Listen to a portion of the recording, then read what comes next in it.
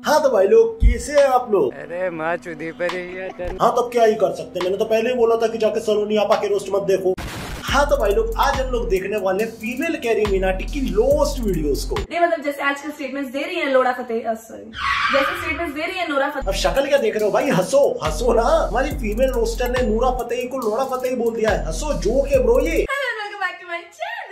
तो आजकल नोरा जी कॉमेडी कर रही है भाई दीदी, हंसो हंसो हंसो खुशियां मनाओ। हंसो भाई, अरे भोसड़ी वाले रोस्टर ने जोक मारा है। हाँ तो गाइस जैसा आपको पता होगा टिकटॉक वर्सेस यूट्यूब के बाद काफी सारे यूट्यूबर्स को एक इंस्टेंट ग्रोथ मिली है और इस ग्रोथ में मेरा चैनल नहीं आता है। जब टिकटॉक वर्सेस यूट्यूब चल रहा था तब भी मेरी वीडियो 1 मिलियन नहीं गई थी और आज तो अगर 2 लाख से ऊपर चली जाए तो ये समझ लो कि इस देश का प्रधानमंत्री राहुल गांधी बन गया। साली इतनी प्रॉब्लम सेंट्रल गवर्नमेंट को दिल्ली गवर्नमेंट से नहीं होगी जितनी प्रॉब्लम यूट्यूब को मेरे से हो रखी है। क्या कोई नहीं, जिस थाली में खा रहे हैं उसको गाली देने का कोई मतलब बनता भी नहीं और कुछ उखाड़ भी नहीं सकते बोलने के बाद। चैनल और डिलीट करा के बैठ जाएंगे, रोते रहेंगे ट्विटर पे वापस ला दो, तो इससे अच्छा बोलो ही मत। सो पॉइंट इज दैट इस वीडियो में हम लोग रैंडी रोने करने नहीं बैठे हैं, इस वीडियो में हम लोग फैक्चुअल बातें करने बैठे। क्या बातें करें? फैक्चुअल। या सो देखो भाई यूट्यूब पे एक टिकटॉकर है, वैसे तो बहुत सारे टिकटॉकर है, ये भी है ये भी है ये भी है, बट सीरियसली मैं इनको जानता नहीं हूँ। मैं इसको जानता हूँ इसलिए इसके बारे में बात कर रहा हूँ। एंड मेनली मैंने जो हिपोक्रेसी देखी वो मैंने इसी के साथ देखी है, इसलिए मैं इसके बारे में बात कर रहा हूँ। सो गाइस अगर आपको नहीं पता तो ये है एक टिकटॉकर कम फेजू की फैन ज्यादा। टीम के अंदर कौन सबसे अच्छा लगता है? टीम 07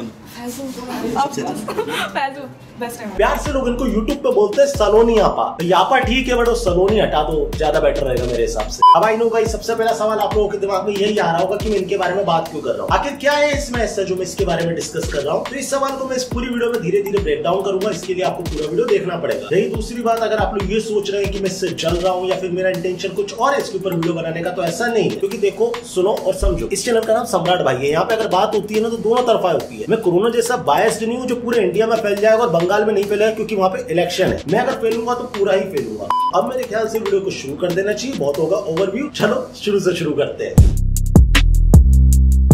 देखो यार सबसे पहली चीज मैं क्लियरली समझाना चाहूंगा कि मैं सलोनी आपा के कंटेंट को हेट नहीं करता हूँ, क्योंकि दूसरे की वीडियो पे लिपसिंग करना क्राइम थोड़ी ना होता है।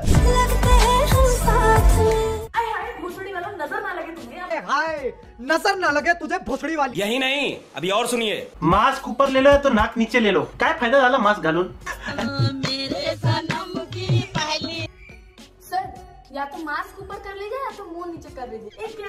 अब और सुनो। और चाइनीज रेस्टोरेंट चलाने वालों ने चाइनीज रेस्टोरेंट बंद करना चाहिए, सरकार ने उनको उसी तरह दी। राव दिया वो सब प्रोडक्ट इंडियन है, होटल के शेफ भी इंडियन है, होटल का स्टाफ भी इंडियन है, होटल में पैसे जिसके इन्वेस्ट हुए वो भी इंडियन है। और चाइनीज रेस्टोरेंट चलाने वालों ने चाइनीज रेस्टोरेंट बंद करना चाहिए। अरे सर होटल क्यों बंद करना, होटल इंडिया में, होटल का ओनर इंडियन है, होटल में जो खाना बना रहे हैं वो बेचारा इंडियन। कुछ चूजे टाइप्स क्रिएटर्स है यूट्यूब पे जिनको लगता है फक्स की ऑडियंस हंसती होगी, और यहीं पर तेरे जैसे चूजे को लगता है कि किसी को बेमतलब में भैंचोद बोलने पे लोग हंस देंगे।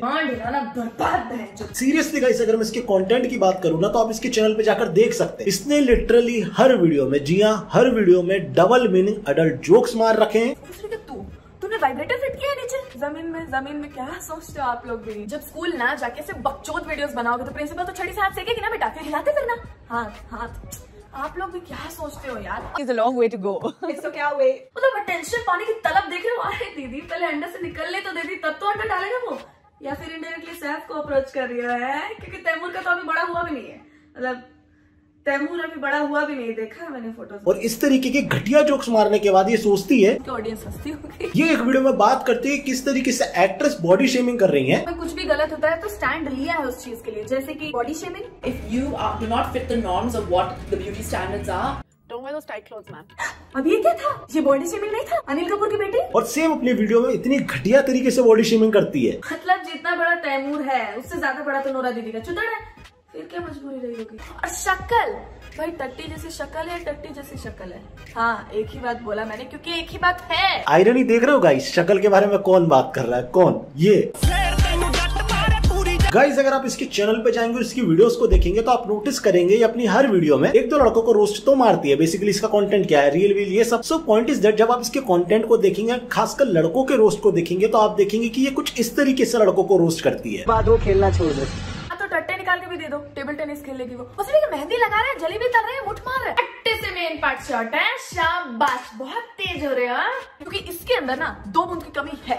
अब वो चाहे पोलियो का मान लो या फिर स्पॉम्स का। देखो गाइस, आपको ही पता है कि हम हिपोक्रेट नहीं है। अगर हम अनुपम राजपूत को टोक सकते हैं, उत्तराखंड के सीएम को टोक सकते हैं, तो इसको लड़की होने पे कोई लाइसेंस नहीं दिया जाएगा, इसको भी टोका जाएगा। ये जिस तरीके की जोक्स लड़कों के ऊपर मार रही है, उनके प्राइवेट बॉडी पार्ट को लेके, उनकी शक्ल को लेके, स्पम्स को लेके, उनके बॉडी शेप को लेके, सेम इस तरीके की जोक अगर कोई लड़का लड़की के लिए मारने लगे तो क्या आप एक्सेप्ट करेंगे? जैसे ये लड़कों के बॉडी पार्ट पे जा रही है, उनके माँ बाप पे जा रही है। मेरे को तो इसके पिताजी के लिए बुरा लग रहा है यार, उनको भी ये वीडियो के बाद ही पता चला कि कॉन्डम्स नाम की भी चीज एग्जिस्ट करती है। उस रात की मेहनत बात पहन चो। सेम इसी जगह पे कोई लड़का लड़की के बॉडी पार्ट पे जाता है तो हम लोग कैंसिलेशन पे उतर आते हैं। अनुपम वाले केस में हमने देखा ना, लेकिन कम से कम अनुपम ने अपोलॉजी तो की, कम से कम माना तो कि हाँ वो गलत है, लेकिन ये नहीं मानेगी। ये लिटरली अपनी वीडियोस में अडल्ट जोक्स मार रही है, लड़कों के बॉडी पार्ट्स के ऊपर बोल रही है, लेकिन सेम चीज अगर कोई लड़का लड़की के लिए कर देता ना, आप नहीं एक्सेप्ट करते। मैं लिख के दे रहा हूँ, आप एक्सेप्ट ही नहीं करते। आप में से ज्यादातर लोग मुझे टिकटॉक वर्सेस यूट्यूब के बाद से देख रहे होंगे, एंड आप लोगों ने एक चीज नोटिस करी होगी, हम यूट्यूबर्स ने, जी हाँ इंक्लूडिंग मी, हम यूट्यूबर्स ने टिकटॉक को या टिकटॉक जैसे प्लेटफॉर्म्स को एक शेमफुल एक्टिविटी वाली चीज बना दी थी। मतलब कोई टिकटॉक बना रहा है या फिर लाइकी बना रहा है या फिर कोई भी इस तरीके का कंटेंट बना रहा है, मतलब वो एक शेमफुल एक्टिविटी कर रहा है, इंक्लूडिंग मी। मैंने भी यही चीज करी थी। और यहाँ पे मैं आपसे ये डिफाइन करने नहीं बोल रहा हूँ कि कौन गलत था उस टाइम या कौन सही था। यहाँ मैं गलत और बहुत गलत में अंतर आपको बता रहा हूँ। तो गलत में आप मुझे रख सकते हो और बहुत गलत में आपको पता चल जाएगा किसको रखना है थोड़ी देर में।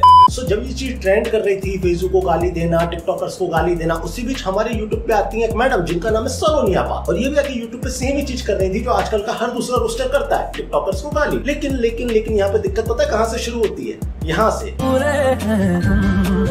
तेरे नाम पे मेरी जिंदगी लिख दी।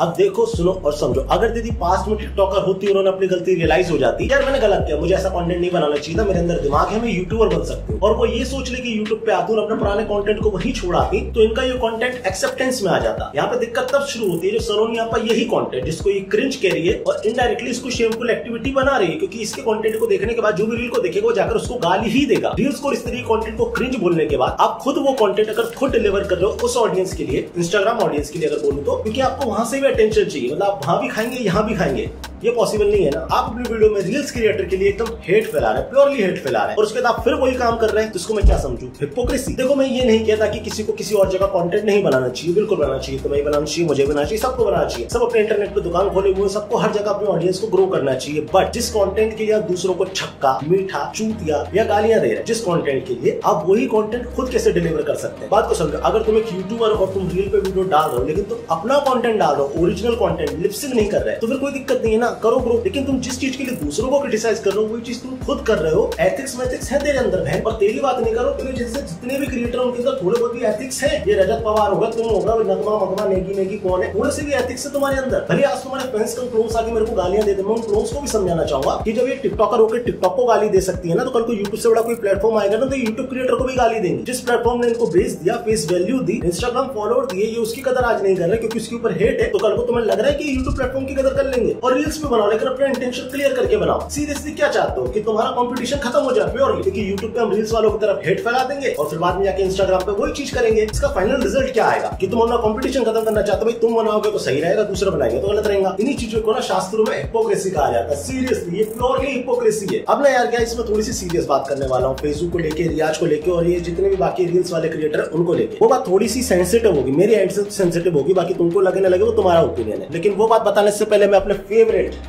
खड़ा क्यों हो गया मैं, अपने फेवरेट स्पॉन्सर माई 11 सर्कल के बारे में बताना चाहूंगा। माई 11 सर्कल क्रिकेट फैंटेसी ऐप है, एंड इस ऐप को डाउनलोड करते साथ ही आपके फर्स्ट डिपॉजिट पे आपको 1500 रुपए का बोनस मिल जाएगा। प्लस अगर आप मेरे सब्सक्राइबर हो, मेरे लिंक से जाकर डाउनलोड कर दो तो 20% एक्स्ट्रा कैशबैक भी मिल जाएगा। अब रही बात तुम्हारी नॉलेज की, अगर तुम्हारी नॉलेज अच्छी है तो इसमें अच्छी टीम बनाते हो, स्ट्रॉन्ग टीम बनाते हो, तो तुम 1 करोड़ तक जीत सकते हो। प्लस अगर तुम्हारी नॉलेज काफी ज्यादा अच्छी है तो बीवीएस लक्ष्मण को हराओ और 5 गुना एक्स्ट्रा कैश जीत जाओ। कोई दिक्कत वाली बात नहीं। मेरी लिंक डिस्क्रिप्शन में और कमेंट में पिन कर रखी है, उस पर क्लिक करो, डाउनलोड करो। नहीं समझ में आ रहा है एक बार चला के देखो, तुमको समझ में आ जाएगा। चला के देख लो, मैं ये नहीं कह रहा कि जाके झोंक दो, चला के देखो, सीरियसली चला के देखो, समझ में आएगा। This game involves an element of financial risk and may be addictive. Please play responsibly at your own risk.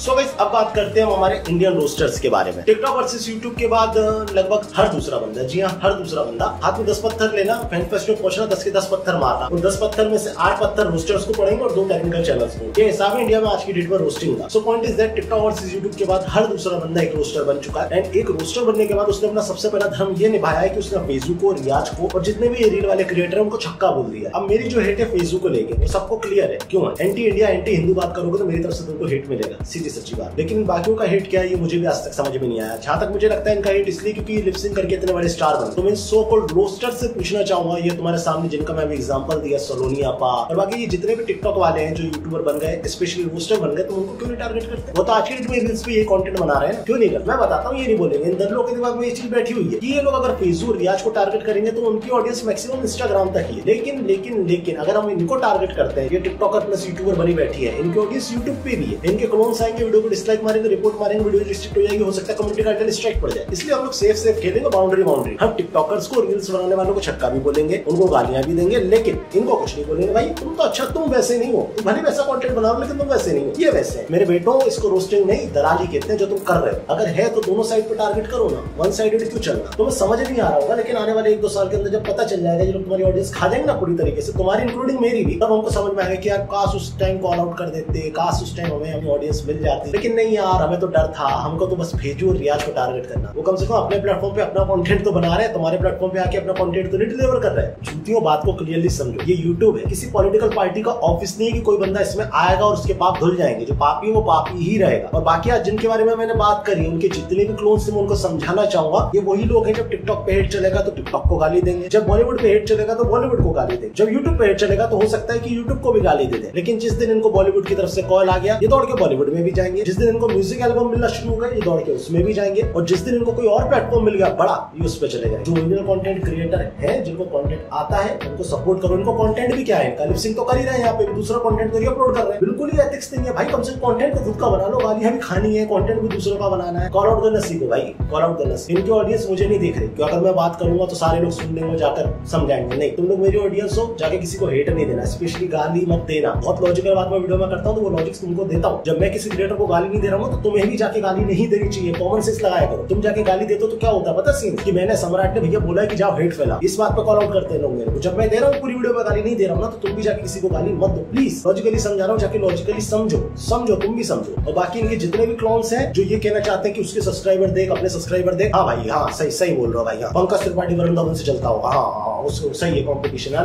11 circle के लिंक डिस्क्रिप्शन में जाके डाउनलोड कर लेना। आज एंगेजमेंट में थोड़ी पावर दिखाओ, 10,000 कमेंट कर दो, कुछ नहीं तो जय श्री राम ही स्पैम कर दो 10,000। एंड इंस्टाग्राम पे फॉलो कर दो @सम्राट भाई ऑफिशियल पे। नहीं तो फिर मैं भी रील बनाना शुरू कर देता हूँ, लिपसिंग तो मैं भी अच्छी कर लेता हूँ। ट्विटर पर फॉलो कर लो, टॉक्सिक पॉलिटिकल बहुत ओपिनियन देता हूँ। कल रात में भसड़ हुई है अच्छी खासी। 11 सर्कल पे लिंक बोल ही दिया, कुछ नहीं। बाकी सब साइड सम्राट भाई बेस्ट।